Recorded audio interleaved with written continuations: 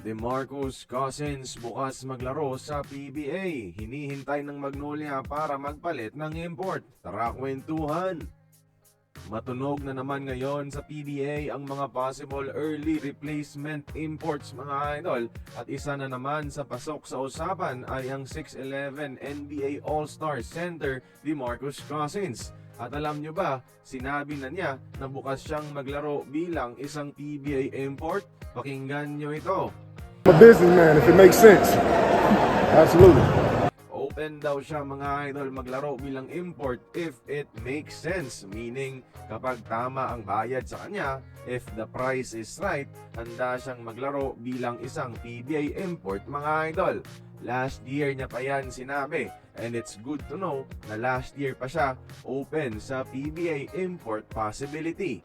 Ang makaka-afford sa kanya mga idol maliban sa MVP teams na meron ng ball ay syempre ang SMC teams mga idol na wala pa talagang import na may NBA caliber at kayang tapatan itong 7'3 na si ball. Si DeMarcus Cousins ang maaaring sagot dyan at sa ang PBA team kaya siya mga idol bagay. Husgahan nyo sa comment section. Isa sa mga teams ngayon mga idol na naghahanap ng import possible replacement ay ang Magnolia matapos hindi manalo-nalo kay Nuni Omot. Bigatin naman itong si Nuni Omot, high scoring din. Pero di niya kayang gampanan ang problema ng Magnolia sa loob mga idol. At feeling ko may hinihintay na lang talaga ang Magnolia ngayon bago palitan si Nuni. At ito ay ang dating import na si 6'10", 6'11", Nick Rakocevic na naglalaro ngayon sa NBL Australia. Hanggang March 29 lang yung NBL Finals mga idol at available na si Rakocevic after nito. So hula ko susubukan na siyang kausapin ng Magnolia.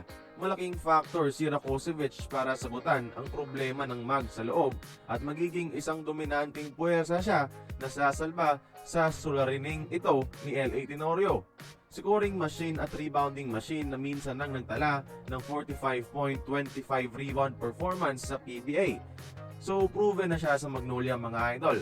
Tignan na lang natin sa mga susunod na araw ang magiging performance ni Nuni Omot at ng Magnolia.